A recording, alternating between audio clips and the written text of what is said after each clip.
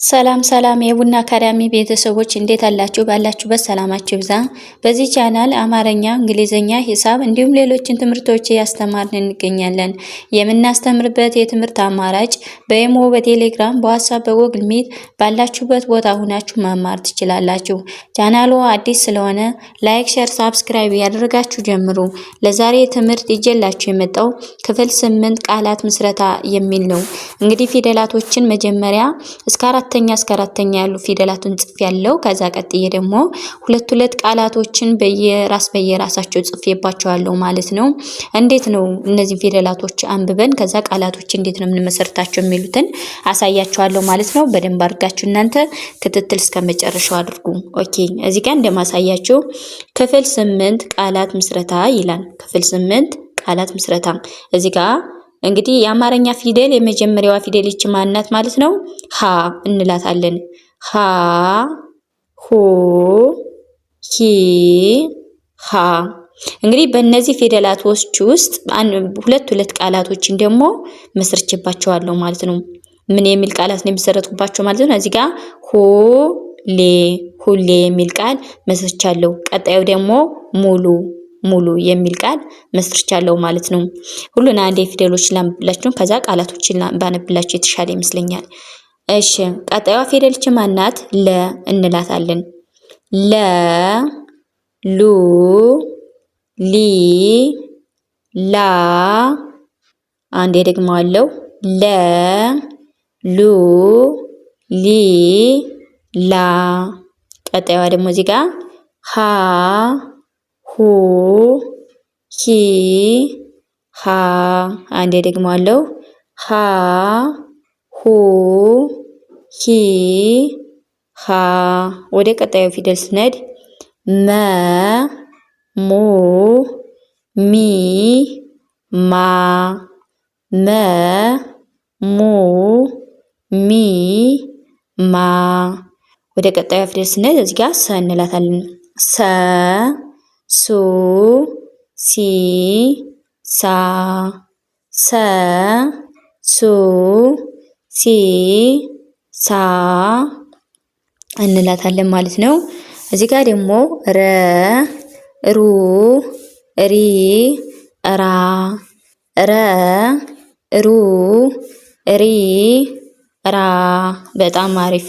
ኦኬ እንግዲህ በእነዚህ ምን አይነት ቃላቶችን እንደመሰረቱ ላሳያችሁ። ከዚህ ጋር ከመጀመሪያዋ ፊደል ማን መስርቻለሁ ማለት ነው? ከሀ ቤተሰብ ሁለተኛና ከለ ቤተሰብ ደግሞ ስንተኛ? አምስተኛ ፊደል ማለት ነው።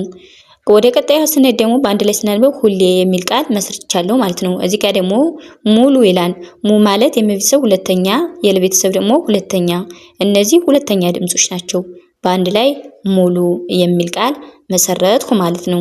ኦኬ ካለ ደግሞ ስንገባ እዚህ ጋር ላም ይላል። ላ ማለት እዚህ ጋር የልብ ቤተሰብ አራተኛውን ወሰዱ። ም ስንል ደግሞ የመቤተሰብ ስድስተኛ ናት ማለት ነው። በአንድ ላይ ላም የሚል ቃል መሰረትኩ ማለት ነው። ወደ ቀጣዩ ስንሄድ እዚህ ላይ ሌላ ይላል። ሌ ማለት የለቤተሰብ ስንተኛ? አምስተኛ። ላ ደግሞ የለቤተሰብ አራተኛ። በአንድ ላይ ሌላ የሚል ቃል ይመሰርትልና ማለት ነው። ኦኬ ወደ ቀጣዩ ስንመጣ እንደገና እዚህ ጋር ማለ እንላለን። ማ ማለት የመቤተሰብ አራተኛ፣ ለ ደግሞ የመጀመሪያ። በአንድ ላይ ማለ የሚል ቃል ይመሰርትልና ማለት ነው። ኦኬ ወደ ቀጣዩ ስንሄድ እዚህ ላይ ስራ ይላል። ስ ማለት የሰብሰብ ስድስተኛ፣ ራ ስንል ደግሞ የረ ቤተሰብ ስንተኛ? አራተኛ። በአንድ ላይ ስራ የሚል ቃል ይመሰርትልና ማለት ነው። ወደ ቀጣዩ ስንመጣ እንደገና እዚህ ጋር ሙሴ ይላል። ሙ ማለት የቤተሰብ ሁለተኛ ናት። ሴ ደግሞ የሰቤተሰብ ስንተኛ ናት ማለት ነው? የሰቤተሰብ አምስተኛ። በአንድ ላይ ሙሴ የሚል ቃል ይመሰርትልና ማለት ነው። ወደ ቀጣዩ ስንሄድ ማለ ይላል። እዚህ ጋር ማ የቤተሰብ ስንተኛ ናት ብያችኋለሁ? አራተኛ፣ ለመጀመሪያ። በአንድ ላይ ማለ የሚል ቃል እንመሰርታለን ማለት ነው። ወደ ቀጣዩ ስንሄድ እዚህ ጋር እንግዲህ የአራተኛ ፊደል ናት። ሳመ ይላል። ሳ ማለት የቤተሰብ አራተኛ፣ መ የመጀመሪያ። በአንድ ላይ ሳመ የሚል ቃል ይመሰርትልና ማለት ነው። ወደ ቀጣዩ ስንሄድ ሎሚ ይላል። ሎ ማለት የቤተሰብ ስንተኛ? ሰባተኛ። ሚ ደግሞ የቤተሰብ ስንተኛ ናት? ሶስተኛ በአንድ ላይ ሎሚ የሚል ቃል ይመሰርትልናል ማለት ነው። ወደ ቀጣዩ ስነድ ረሳ ይላል።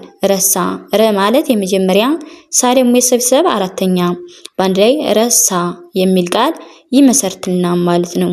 ወደ ቀጣዩ ስነድ በላ ይላል። በማለት የመጀመሪያ ፊደል ናት የአማርኛ። ላ ደግሞ የልብስብ እዚህ ጋር የምናገኛት አራተኛ ፊደል ናት ብያችኋለሁ። በአንድ ላይ ምን ይላል ማለት ነው? በላ በላ የሚል ቃል ይመሰርትልናል ማለት ነው። እንግዲህ ለዛሬ ይዤላችሁ የመጣው የአማርኛ ፊደላትን ቃላት ምስረታ የሚል ነው። ባለ ሁለት ፊደላቶችን መጀመሪያ ፊደላቶችን እስከ አራተኛ ጽፍ ያለው ከዛ ደግሞ ሁለት ቃላቶችን እንዴት እንደሚመሰረቱ አሳይቻችኋለሁ ማለት ነው። በሌላ ቪዲዮ እስከምንገናኝ ለዛሬ ቪዲዮ ከዚህ ያበቃን። ሰላም ሁኑ። ሰላም